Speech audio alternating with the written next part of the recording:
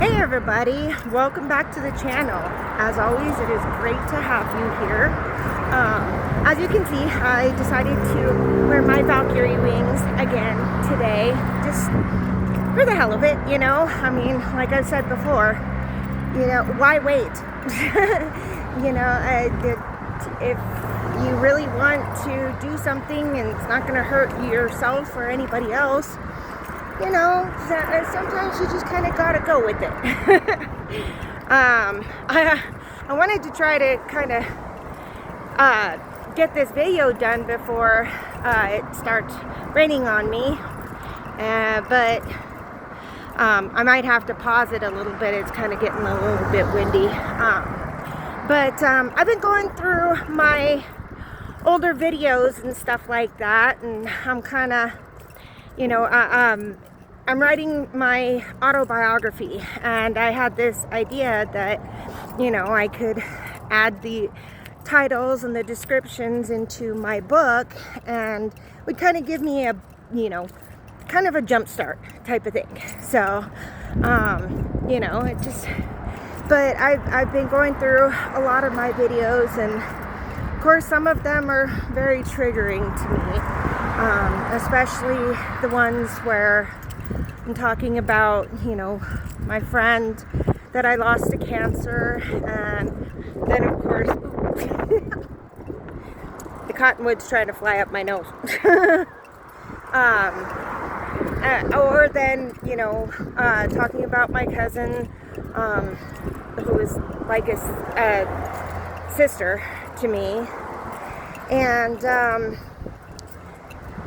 you know, it really got me thinking about how many times we really grieve in life. Because, I mean, there were some videos that, you know, even when you don't lose somebody, like you don't lose, you know, somebody close to you, we're still grieving, you know, instances like grieving relationships, grieving, you know, even our own evolution, our own growth. You know, we kind of, sometimes when we look back on memories and such, we kind of grieve for the person that we used to be. And sometimes even we grieve for the person that we thought we were going to be, but didn't quite turn out like that, you know? And you know, it just really got me thinking. I was like, you know, it's okay to grieve for those things as well, you know. When people try to tell you that there's nothing wrong with you, how do they know? Are they in your mind? You know, do they know what you're thinking? Do they know what you're feeling? And it's a very, you know, it is kind of a narcissistic move when people try to tell you what you're thinking or feeling or something to that effect. And that's not fair. That's not fair to anybody involved. I mean, for one, it's not fair to you, of course, because it kind of messes with your mind, you know? Even if you know it's not true, even if you know that there is something that's not right, or something that is right, you know, and that's the thing about like narcissists, is that they, you know, they feel threatened by your success, and they feel disgusted by your by you being upset, you know, and so they want to change you. That's why they tell you what you're thinking or what you're feeling or something to that effect, you know. And you know, it's not fair to you, and it's not fair to them. I mean, honestly, why would they, you know, they've got themselves to worry about. Why would they want to, you know, try to control somebody else? You know, obviously they're not doing that good of a job with themselves. So they're like, oh, I'll start over and be this person instead, you know. It upsets me, you know. I've been dealing with a lot of triggers lately, a lot of frustration. My boss, he goes, I'm tired of I'm tired of customers coming up to me and telling me that you're the only one that works around here. So I got with the other, my coworkers, and told them not to do anything so that it would make it true. And I was like, oh, okay, so you mean nothing's gonna change then? And he was just like, well, not until, the customers stop telling me that you're the only one working here. I'm like, what kind of backwoods logic? And I'm pretty sure he was just messing with me, at least I hope so, because, that kind of logic is absolutely fucking ridiculous. Oops, excuse my language. Because that's like, you don't get praise before you do something. That kind of logic would mean that I could ask for my paycheck, and then work, maybe. So, yeah, I'm like, he's got to be messing. He's got to be. But, I just kind of had to let it go. And just, of course, I vented about it. And I was, and that's why I'm, as I've said before, I'm so exceedingly grateful that I have a good support system that that I can talk to about these things, and it's taken me a long time to really get the types of friends that I'm not afraid of judgment or sorry, I had to let the wind pass for a second, but and of course it kicks back up again. Go figure. But no, I mean, I worked hard to get true friends in my life, and I don't have very many, but it's building up, and I'm grateful for that because it's a give and take relationship. It's one of those that if I really need somebody, they're there for me. If they really need somebody, I'm gonna be there for them. And I mean, there's no, we don't keep tabs, we don't keep score, it's just one of those that we know if we need each other, we're going to be there for each other. And then, but there's no judgment, there's no unnecessary criticism, there's, sometimes healthy debate, they're not going to always agree with everything that I do or say, and that's okay, they don't have to. In fact, I'm glad that they don't. It's not an excessive amount. It kind of balances out. There are things that I've said and done that they're very proud of me for. But there are some things that I've said and done that they don't quite agree with. Okay, cool. Let's talk about this. Why? Oh, okay. Well, that's a good reason. Actually, I didn't think about that. Yeah, you could be right.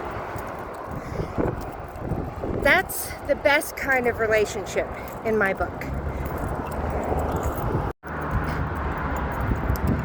Because that's what unconditional love is supposed to be about, It's supposed to be about being able to express yourself without fear of essentially losing that person, well, that's and it's a wonderful relationship, I mean, because I've been going through a lot lately, I mean, it's with like family and work and things like that, and I've been feeling kind of stressed out about it. And so of course, I have those friends that I call up and I'm like, hey, can I just vent for a minute? I'm like I'm feeling it all bottling up, and it's, that doesn't do anybody any good. Because when I snap hard, man, and usually it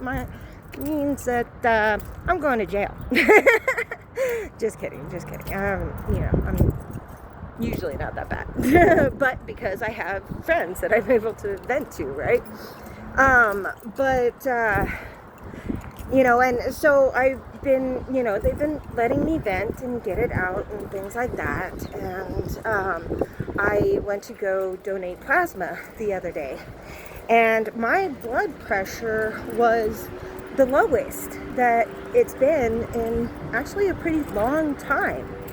And at first that kind of concerned me, right? Because I was just like, am I just like maybe adapting to the chaos or something? But my aunt brought up a good point. She was like, no, it's because you're expressing your emotions and not suppressing them. And that's absolutely true. I mean, emotions can affect us physically, and they can cause problems, or they can cause like euphoria. It can be, I mean, there's the I believe in The Body Keeps the Score, they talk about the vagus nerve and how it runs right next to your spinal cord. And so feeling, emotional can affect us physically because our emotions run through that vagus nerve. So it's not uncommon for somebody who's in a depression to not feel able to physically even get up in the morning or get dressed, or it actually physically hurts. Everything on you it is aching and hurting and things of that sort. I mean, they've in The Body Keeps the Score, it talks about veterans that, are struck with mysterious illnesses. And a lot of times it's because they have, a lot of PTSD that has never really been addressed. And when they actually start addressing the PTSD and such, they start to feel better after a while, So, but in the same aspect, like joy can affect us physically as well. Take giving birth, for example. One of the most painful experiences of your life. And it's completely forgotten when you bond with the baby. When you see the result of that pain. It's pretty much completely forgotten. Most of the time it's kind of blocked out, not gonna lie, but I mean, or just immeasurable amount of joy. Like, you could be feeling that depression and feeling the achy and the tired and everything like that, but somebody makes you laugh or smile or something, and you feel instantly better. So it does work both ways. There is a balance to it,